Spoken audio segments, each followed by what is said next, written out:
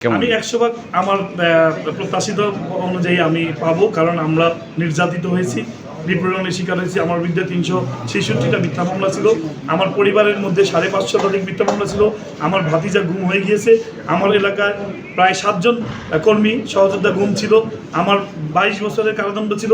আমরা শত নির্যাতনের মধ্যেও ফ্যাসিবাদের বিরুদ্ধে আমরা লড়াই করে গিয়েছি এবং ছাত্র জনতার অভ্যুত্থানে গণ আন্দোলনে আমরা প্রথম সারি থেকেই নেতৃত্ব দিয়ে আসছি এবং সকল ভয়ভীতি উপেক্ষা করে যেহেতু নেতৃত্ব দিয়েছি, এদেশের এই এলাকার সাধারণ জনগণ আমার প্রতি আস্থা রাখে, ভরসা রাখে, বিশ্বাস রাখে যে তাদের ইসাক সরকার ইনশাল্লাহ যে কোনো পরিস্থিতিতে তাদের পাশে থাকবে। নমিনেশন যদি আমাকে দেওয়া হয়, এই এলাকা থেকে আমাদের এই সনাতন ধর্মাবলম্বী ভাইরা আছে, ওনারাও আমাকে দেখেছে, কাছ থেকে দেখেছে, আমার নির্যাতনের কথা শুনেছে, দেখেছেন, আমার পাশে ছিলেন। আমরাও ওনাদের পাশে থেকে আমরা এখানে সকলে মিলেমিশে ঐক্যবদ্ধভাবে এই এলাকাটিকে আমরা পুনর্নির্মাণ করতে চাই, যাতে এই এলাকায় কোনো চাঁদাবাজি না থাকে, সন্ত্রাসী কার্যকলাপ না থাকে, মাদকের মধ্যে যাতে কোনো ধরনের সন্তানরা, আমাদের কোনো সন্তান মাদকে জড়িয়ে না যায়। এই জন্য আমরা বিভিন্ন ধরনের কর্মসূচি হাতে নেব এবং এই এলাকাকে এগিয়ে নিয়ে যাওয়া যাচ্ছে। আচ্ছা, এলাকায় কি কি সমস্যা আছে এটা কি আপনি? আমাদের এলাকায় অনেক ধরনের সমস্যা আছে, অনেক প্রতিবন্ধকতা আছে। আপনার রাস্তাঘাট বেহাল অবস্থা, একটু বৃষ্টি হলে জলাবদ্ধতা হয়ে যায়। গত 3 দিন আগে আপনারা দেখেছেন বৃষ্টির মধ্যে একজন জলাবদ্ধতায় বিদ্যুৎ শক হয়ে সেখানে মৃত্যুবরণ করেছে। এই জলাবদ্ধতার জন্য আমি কিন্তু দীর্ঘদিন যাবৎ কাজ করে যাচ্ছি এবং অনেক ক্ষেত্রে আমরা সফল হয়েছি এবং পরবর্তীতে এই বৃষ্টির কারণে দেখবেন মশাবাহিত রোগ, বিভিন্ন ধরনের প্রাদুর্ভাব দেখা দিয়েছে, বিভিন্ন রোগে দেখা দিয়েছে। যানজটের জন্য আজকে বড় বড় প্রতিষ্ঠান আছে এই এলাকার মধ্যে, আপনারা দেখবেন যে আপনার হসপিটালগুলো আছে, এখানে রোগী হসপিটালে পৌঁছানোর আগেই মৃত্যুবরণ করে ফেলে যানজটের কারণে। আর এই এলাকা একটি ব্যবসায়িক বান্ধব এলাকা, কাজেই আমরা চাই যে এই এলাকা থেকে যানজট মুক্ত নগরী এবং পরিবেশ বান্ধব নগরী আমরা উপহার দিতে চাই। আমরা এর আগেও প্রত্যেকটা উৎসবে আমরা এখানে উপস্থিত থেকেছি।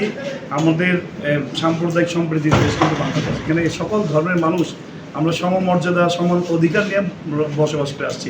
এখানে সংখ্যালঘু বলে কিছুই নেই, আমরা সবাই সমান, বাংলাদেশি আমরা সবাই। এবং এটা ঢাকা 7 আসনে পড়েছে। আপনারা জানেন যে এই মন্দিরটি ঐতিহাসিক প্রাচীনতম এবং এই মন্দিরে সকল ধরনের সকল রাজনৈতিক নেতৃবৃন্দ আসেন। এখানে যদিও রাজনীতি করার বিষয় নয়, আমরা এখানে আনন্দ উদযাপন করতে এসেছি, আমাদের এইখানে শুভেচ্ছা জানানোর জন্য এসেছি।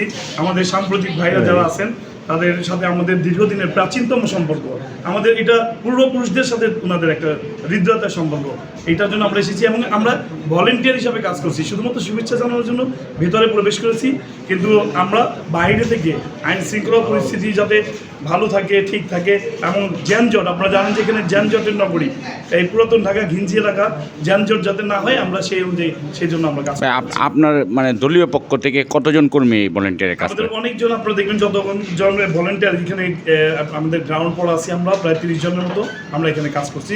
বিভিন্ন মণ্ডপগুলোতে আমাদের তাঁতিবাজার, শাঁখেরি বাজার, সেখানেও আমাদের ভলেন্টিয়াররা কাজ করে যাচ্ছে, আমরা কাজ করে যাচ্ছি।